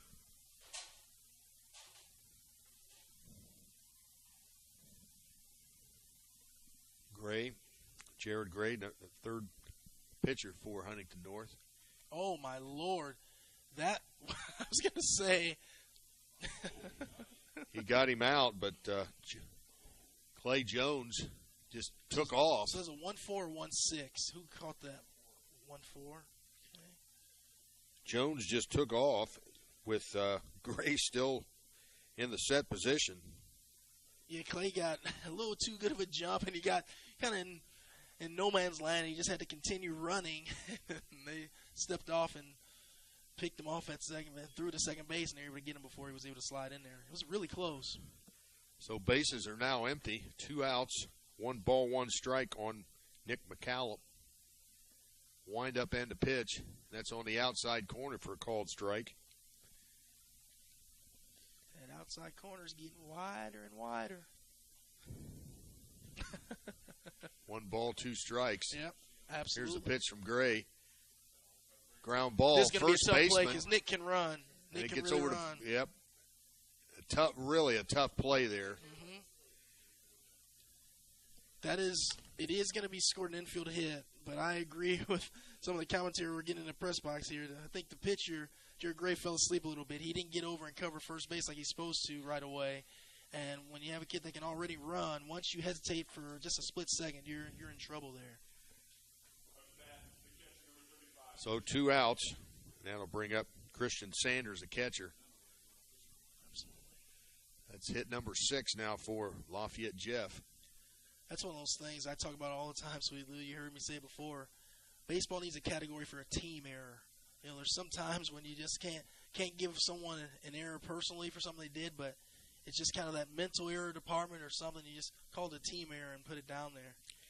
Well, there's a pitch down the dirt from Gray, and headed to second base is McCallum on a wild pitch. I think that you can give him a stolen base on that one, Sweet Lou. He's going to steal that one.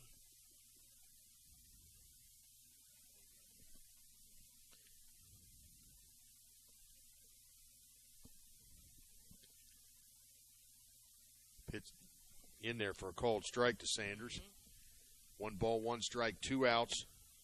Caleb on at second base in scoring position for Jeff, already leading 5-0.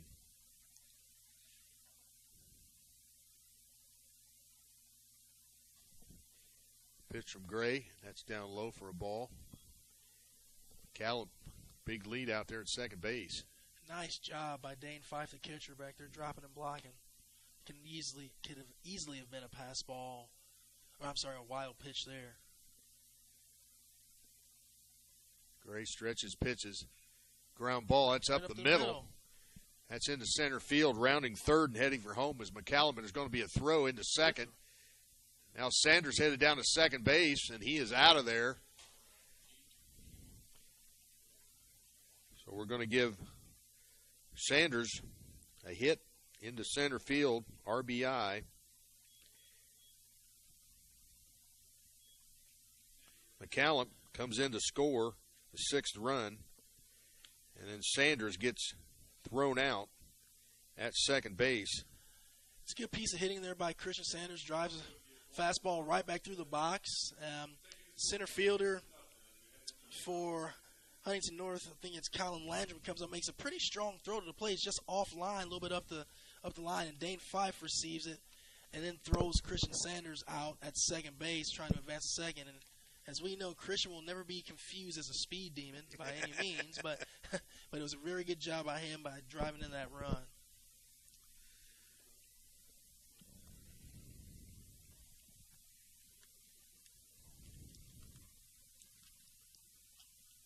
Thanks. Well, you're taking, I'd rather even have Sanders. It's the same thing that I talked about before regarding Justin. I mean, I'd rather him make that error now than make it later on, and then you're taking a chance. And with a 6-run lead, I'd rather have Sanders try and take a chance there. I mean, you got to give Fife credit, like you said. He made a nice throw down in the second, but it could have easily been low. It could have bounced. Absolutely. Well, it's one of those things. I've watched a lot of Major League Baseball the last few years, and kind of I think the Major League teams are almost teaching that play to where if they think it's gonna be a bang bang play at the plate, you'll see that trail runner try to advance a second to get the fielder to cut the throw off, and in hopes that they'll cut it off, which you'll always take the run for the out. And that was a similar play right there for Christian. I'm sure Christian wasn't thinking that but I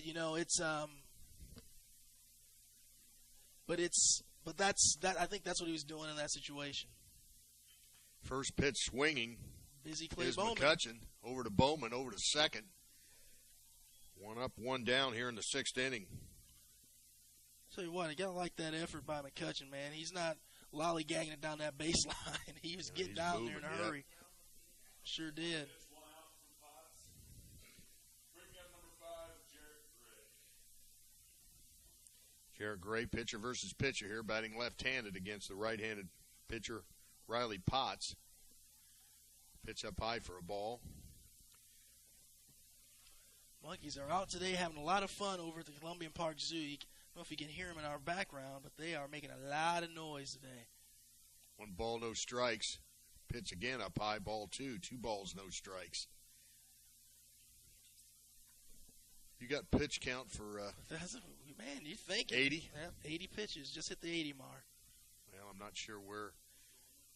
Well, it's 120 when you got to leave. Here's a called strike. And then you can't pitch for 4 days. If you reach that 120, if you get the 80 plateau, you can't pitch for 3 days. 2 balls, 1 strike, and that's inside. 3 balls and a strike now. Bullpen quiet for the Broncos. It is. It really is. I'm kind of surprised. 3-1 count. Here it comes from Riley. That's down low, ball 4. Oh, we have the pitching rules here right in front of us, Sweet Lou. So it looks like if you throw between 101 120 pitches, 4 days rest. 81 to 100, 3 days rest. 61 to 80, 2 days. And then 36 to 60, 1 day. But if you only throw 35 or less, you can come back and pitch the following day. Huntington North folks are prepared. I love it. Yeah, nice. I love it. 1 out. Gray on it, first base.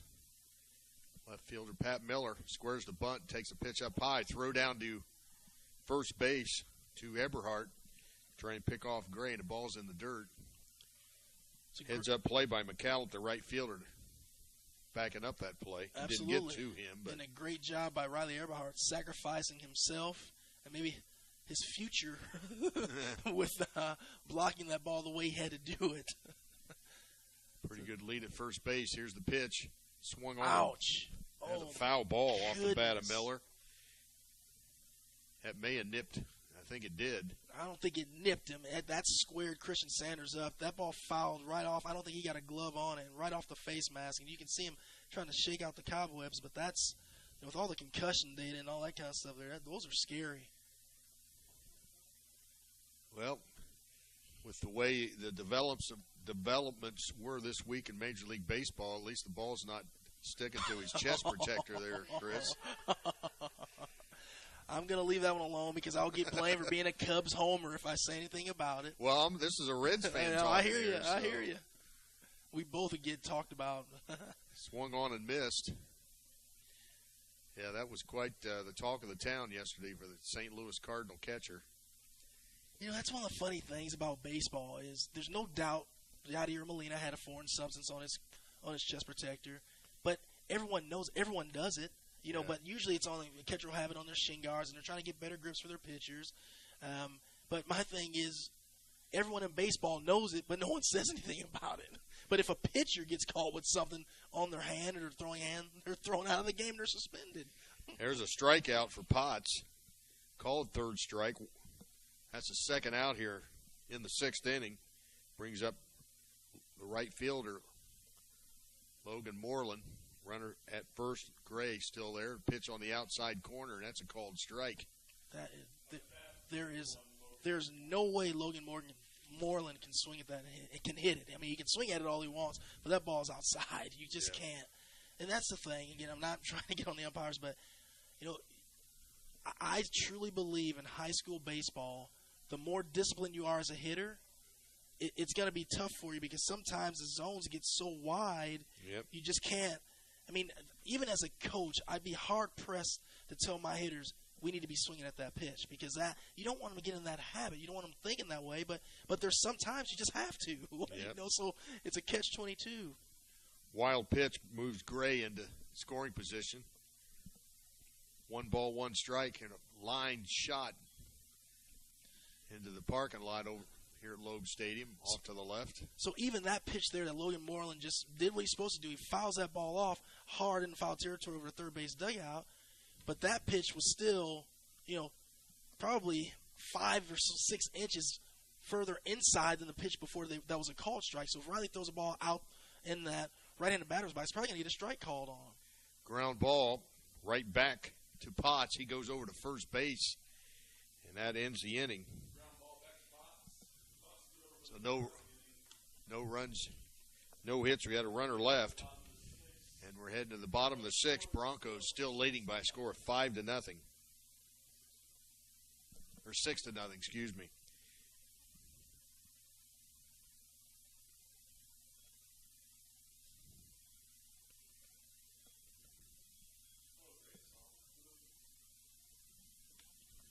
I requested it earlier in the earlier.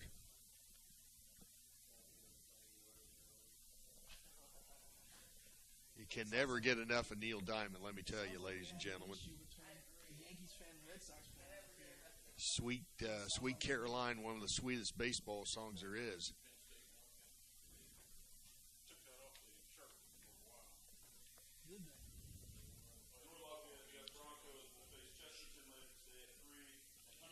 Eight, 9, and 1 coming up for Lafayette Jeff here in the bottom of the sixth inning. Broncos leaving.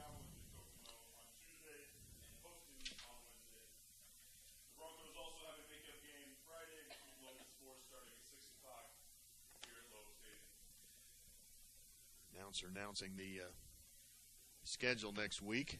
4 games. 4 games this week. We had 4 on the road trip to Knoxville, Tennessee. 4 games this week and 4 next. So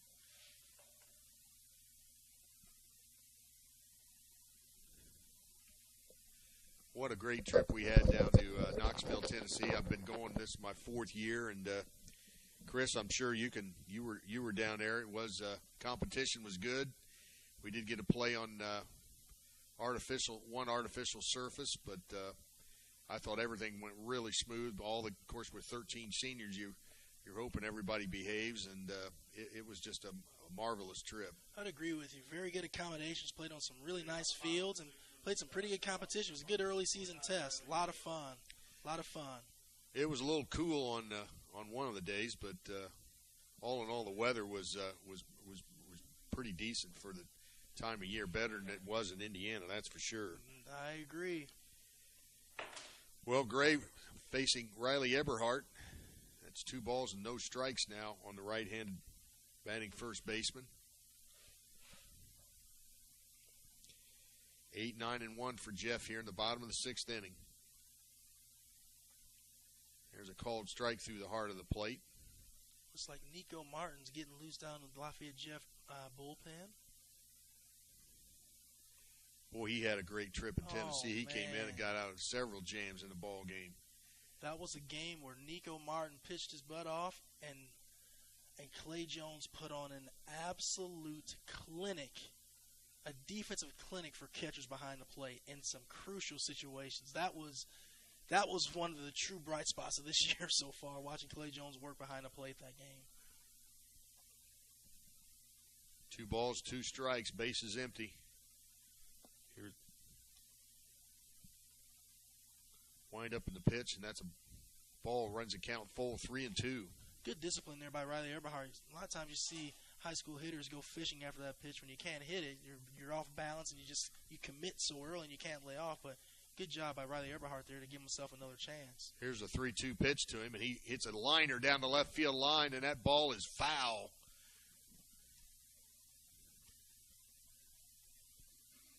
Because of the glare, but I can't. I'm sure there's a line down there, but I can't see it here from the press box. But that was a rope off the bat of Riley Eberhardt. He needs to straighten that out just a little bit. Yeah, it makes it hard on these umpires nowadays because you don't see a lot of chalk down in the grass anymore. You see paint, and so you don't get that chalk, jumping up when it lands in fair territory. There's ball 4 high.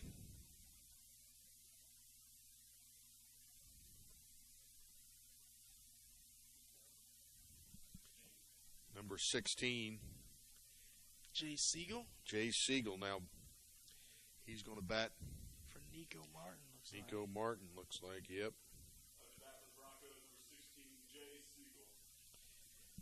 Siegel, a right-handed batter for Jeff. Eberhardt on at first base with a leadoff walk here in the 6th inning. Broncos leading by a score of 6-0.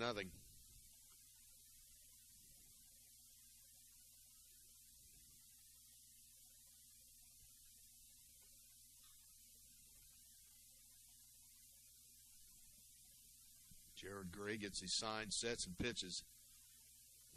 Pitch up high for a ball. Gray is straight over the top, and sometimes he doesn't quite finish, and that's why you see so many of his pitches sail high on him. But it's kind of got a really good down angle going on. He's just got to finish those pitches to get him down in the zone. Here's a 1-0 pitch. Again, that's high and inside for a ball. 2 balls, no strikes.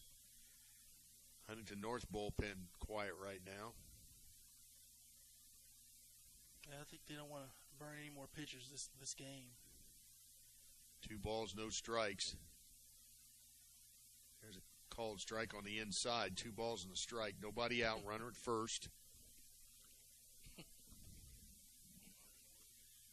Yes. I think the umpire's got lunch arrangements or something. He's ready to get out of here. 2 ball, 1 strike count. Swung on and missed, and it looks like Gray took something off his fastball there and had Siegel just a little bit out in front of it. But that's my other point, too. As a baseball player, you got to have that situational awareness, right? It's a game that's 5 or 6 run game late. Hey, if I'm an umpire, I'm going to be calling anything closer. You better be swinging. There goes a runner, ground ball to the shortstop. McCutcheon, he has to go to first base, and he's out. Is Jay Siegel, and moving into second base into scoring position is Eberhardt.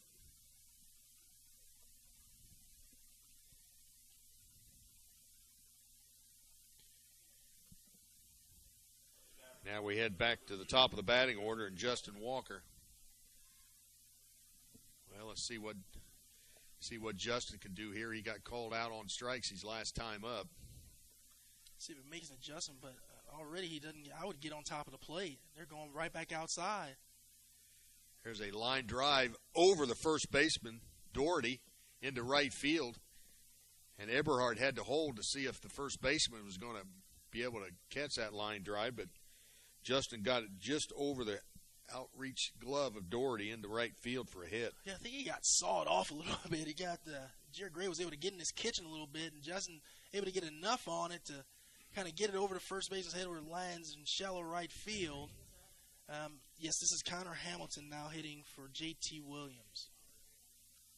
Yeah, number 8, Connor Hamilton, pinch hitting. Runners on the corners. Runners on the corners. Eberhardt at third. Walker on at first base. 6-0. Broncos lead. There's 1 out. We're in the bottom of the 6th inning. Jared Gray comes set. Here's the pitch. There goes Walker. Down to second base. And Justin in there with a stolen base.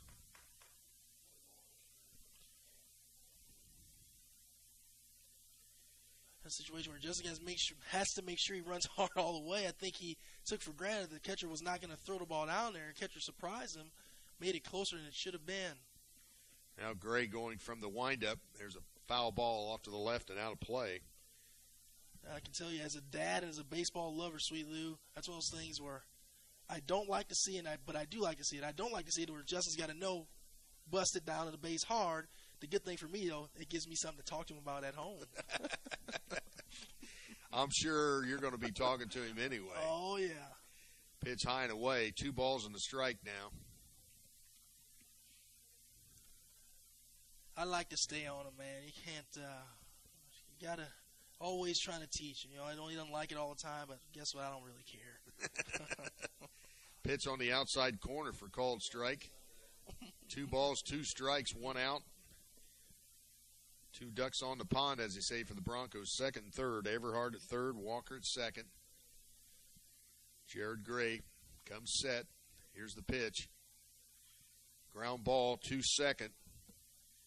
Over to first for the out. But in to score comes Eberhardt for the 7th run for Jeff.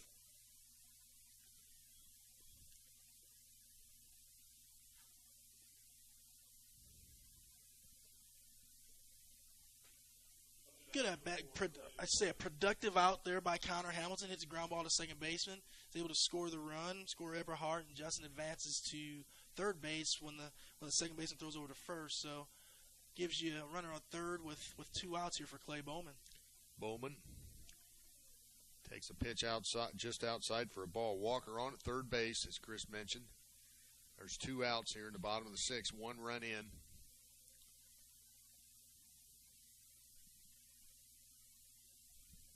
Now Greg switches back to the set position. There's a ground ball to the shortstop. Nice play, Mr. McCutcheon. First base. Play that position, young man. That baseball name McCutcheon makes a nice play at short to end the inning, but Jeff does come up with 1 run. And after 6 complete, Lafayette Jeff 7 and Huntington North 0. I love it, Sweet Lou. Listen, I'm not. I know it's not a Lafayette Jeff player there, folks, but I love good baseball. I don't care who makes a play, but that's a tremendous play by Ian McCutcheon going up the middle. I mean, we've gotten some good shortstop play from our shortstop so far this year, but McCutcheon has made 3 or 4 really nice plays today. He had a couple run-throughs, and he showed his range going up the middle. Really nice job, and he's got a good arm. Nice play. Yep.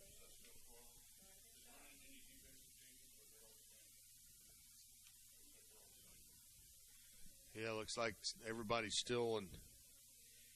Eberhardt's at first, Bowman at second, of course Walker.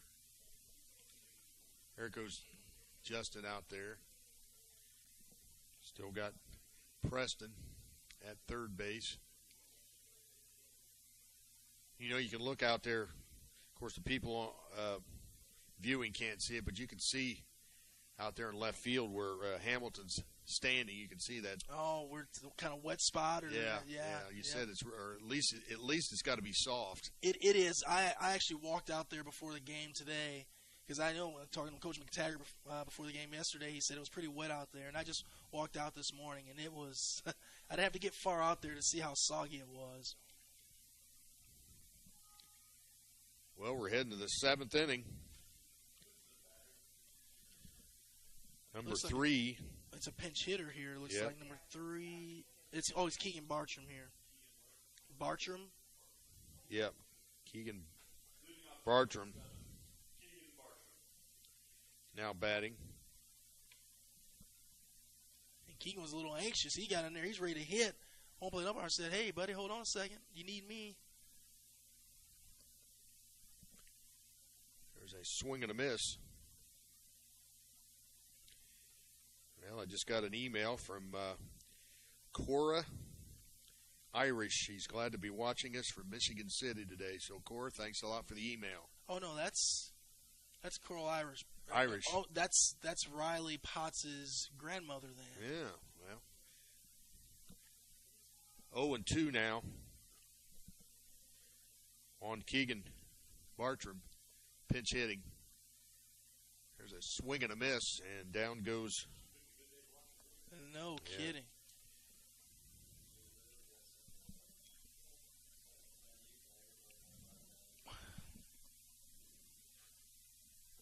Riley Potts throwing a heck of a game here, folks, for first strikeout. And we do. Coach Recker's right. We got some, I think it's got Layton, maybe Cam Radiker and Drew McTaggart down there working on their pickles and working on rundowns. So these kids are going to be, listen, you can't start that too early for the Jefferson Broncos baseball program. There you go. Pitch outside. 1 ball, 1 strike. That is a great age. I remember that age. You just show up to the field and play. You don't have to stretch or warm up or do any of that. Your body's ready as soon as you wake up in the morning. 1 ball, 1 strike, 1 out. Doherty, the first baseman. Here's the pitch from Potts, and that's down low for a ball. 2 balls, a strike.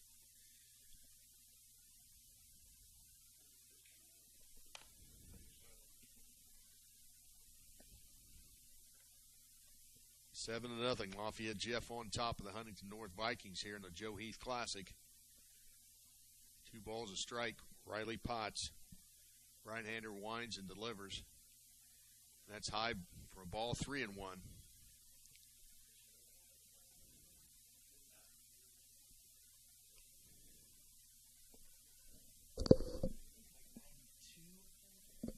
Three balls, 1 strike. Here's the pitch.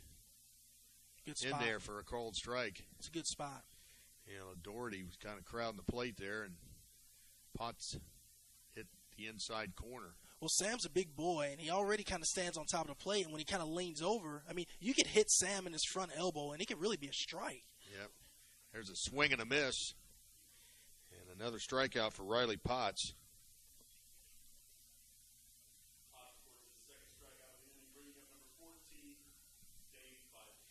I bring up Dane Fife. 2 outs here in the 7th inning. Last chance for the Huntington North Vikings. Pitch outside for a ball from Potts. Tell you what, this is a situation where I guarantee you the infielders are a little nervous as well. Just leave it at that. 1-0 pitch. Curveball nips the outside corner for a called strike from Riley Potts. Evens the count, 1 ball, 1 strike. 2 outs, bases empty. Here in the top of the 7th inning, Broncos leading by a score of 7-0. Here's a swing and a miss. And Huntington's down to their last strike.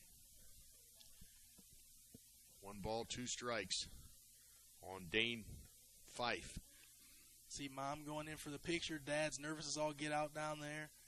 He got Swung on and missed, and Riley Potts has pitched a no-hitter. Riley Potts has pitched a no-hitter against the Huntington North Vikings. Final score, 7-0. So, congratulations to Riley Potts as he pitches a no-hitter and goes down in Lafayette Jeff history. His record now 2-1, right? Because he should win in Tennessee. Yeah, it'd be 1-1. So congratulations to Riley Potts, a no-hitter. And we'll have to go back into the record books. And I know this is my second no-hitter that I've called here. Been on the mic to call for Lafayette Jeff. So what a game for Riley Potts. Final score, Lafayette Jeff 7 runs on 8 hits and 2 errors. Huntington North, no runs, no hits, and 1 error. And Chris, what can you say about today's game? Riley Potts, a no-hitter. Well, like I've been saying before, Riley's been really impressive, and it's just great to see that for a kid who has worked really hard. I'll tell you, when Riley had to go down with the Tommy John, personally, I mean, knowing Riley for as long as I have, I was a little nervous for him because, you know, you get an injury like that, it's going to take a strong person mentally and a strong work ethic to come back from that. And I tell you what, Riley has shown some major improvements in his maturity level and his work ethic over the last year and a half, and that's well-deserving. That's pretty impressive. So really happy for Riley Potts. Yeah, absolutely. Again, the final score, Jeff 7 and Huntington North nothing. Stay tuned for game number 2 here of the day, 3 in the Joe Heath Classic. Broncos going to try and get a sweep as they won last night over Crown Point 4-2, and they win today against Huntington North 7-0. We'll take on Chesterton at approximately 3 o'clock. Thanks for watching, everyone. Don't forget the archives. For Chris Walker, I'm Sweet Lou, Jeff Luzather. Thanks for watching, everyone. So long.